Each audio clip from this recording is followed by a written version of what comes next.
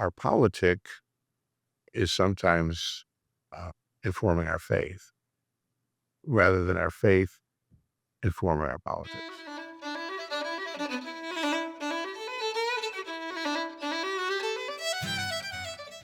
And you're smack dab in the middle of the biggest homelessness in the city. When I was at church one day, a homeless man came in and you folks gave him a bag of stuff and I thought, "Oh, well, that's awesome," because it's a lot of folks don't know what to do with the homeless. It's not blaming for the situations that are there, 'cause the situations are very challenging, and there for the grace of God go all of us. It'd be very possible for many of us to be on the street. Um, like last night, we had in one room we had a young adult Bible study going on, and in the room I was in, I was working with a couple doing marriage preparation, and right through the middle of the doors walked two guys. They saw our door was open. Can we sleep here tonight? I said, I can't let you do that. Yeah, I can get you something, but I can't leave you in the building overnight. right. When we were challenged by a homeless camp in front of the Cosgrove Center, it became a real mess with drugs and prostitution and the whole thing going on. The One of the homeless advocates reminded us they're here because they feel safe. They feel safe in this space between Cosgrove and the church. The original people who were homeless and came in and camped, um, is you should feel fortunate in a way because they're here because there's a comfort level, and that comfort level is safety is from Cosgrove, the Catholic Charities building, and from the church. Yeah, And ultimately, we've not had any significant issues. We've had right. some interesting people come in and add some flavor to the mass of what was going on. But all in all, it's a process of getting most of our parishioners come from the suburbs, way out of the suburbs. And it's how to draw them into participating and helping with the poor without being afraid, without casting judgment. And just I not watch, they grab those bags. Oh, Father, there's somebody here at the door. Well, you know where they are. You get them and you hand them out and take care of that as best we can. I had, my time when I really wasn't I didn't wanna be bothered by the homeless people. I don't wanna be approached, and I would be very matter of fact, like, "You don't I don't have anything for you, back up," I don't wanna be bothered, and, after I became a Christian man, like, officially, God started to work on that. I'm not afraid of them. I have compassion and, I worry about their lives now as opposed to, I don't wanna be bothered by you. And so much of that is encounter and be willing to encounter and the power of a name. I found very much asking the person like in a conversation, just very simply, what is your name? And that offers the other person a moment of dignity. Yeah, so that they're each person. Then they want to know my name. We had a gentleman came for 20 years, named Eugene Bell, and he came to our back door so often. There were times we get him inside in the winter to give him a place at a building we had on property. But Eugene was a fixture, and so many of at St. Paul's, not so much as St. Peter's, but at St. Paul's, uh, the homeless people in the community became fixtures. We knew them by name, and they were very regular people around the property. And uh, that was an opportunity to work with them and just to gain just that sense of comfort. And the people, because I tell our parishioners, um, they're the homeless in our area are that's where they live. That's their home.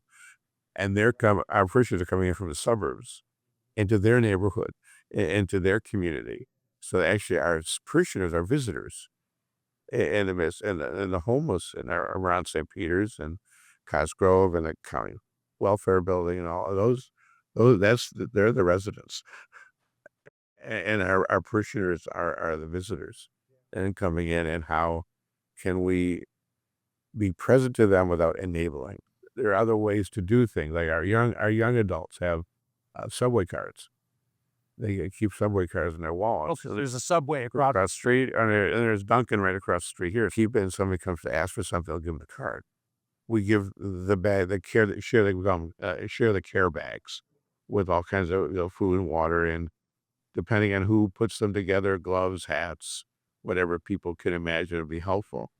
So it's where can you find your level of comfort assisting the poor who come to you, where I don't feel I'm enabling something. I want to be able to empower them in some way. That they can make their own choices. They can get their own food. They don't have to be, begging at least for a dinner. And it's how we can't solve the problem, but how can you be present to it? and so it took God to hit me over the head with it. Mhm. Even though I had seen homeless folks a million times, because I lived downtown for a Sure. number of years. Yeah. And so,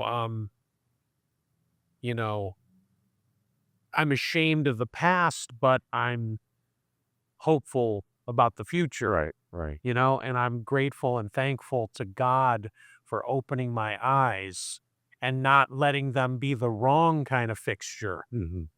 Because things can be a fixture where you just don't even notice them anymore. Exactly. And it's very, very easy for the poor to become invisible.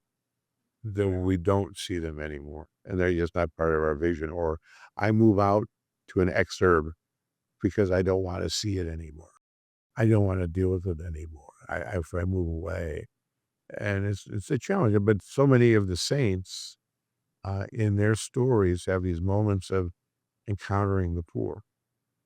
Saint Francis, his encounter with a leper, where he was the dandy young man, the great party boy of Assisi, and yet he was terrified of leprosy, Right, which is a normal medieval experience. right. And while part of his conversion was on the road encountering the leper, and rather than running from the leper, embracing the leper. And so many of the stories always, when you embrace that which you fear, you embrace Christ. St. Martin of Tours was a centurion, Roman centurion, in a cold winter night. I encountered a poor man on the side of the road from his horse. The story is he cut his cloak in half and gave half of his centurion's cloak to the poor man to warm himself in the winter. And that poor man was Christ, which led to Martin's conversion and into becoming a bishop and the first saint of the church who was not a martyr, a prominent saint. In Europe, Saint Martin is everywhere. Right. And what is the scripture, Lord, Lord, he says, when Christ says, I never knew you because you didn't do Usually those, what, the hungry, the thirsty, that you didn't clothe the naked, you didn't visit me in prison, you didn't care of me, and Matthew 25, and that's right. just the goats and the sheep and the goats, and the end times. Yeah. And how did this community experience the end time was finding Christ present in the people in the society. It would be challenging. And to be able to see the face of Christ in the poor, the hungry, the thirsty, the naked, the prisoner, the sick, to see Christ. And when we can see Christ, then you can embrace it. But it's that willingness to be able to see and to see past the surface and to see someone else who is given the dignity of being a brother or sister. And that's the challenge. And it's a challenge that, again, a society is trying to back away from. Many of our policies and our procedures and the way that we are looking through our politic is sometimes uh, informing our faith rather than our faith informing our politics and how we see society at large.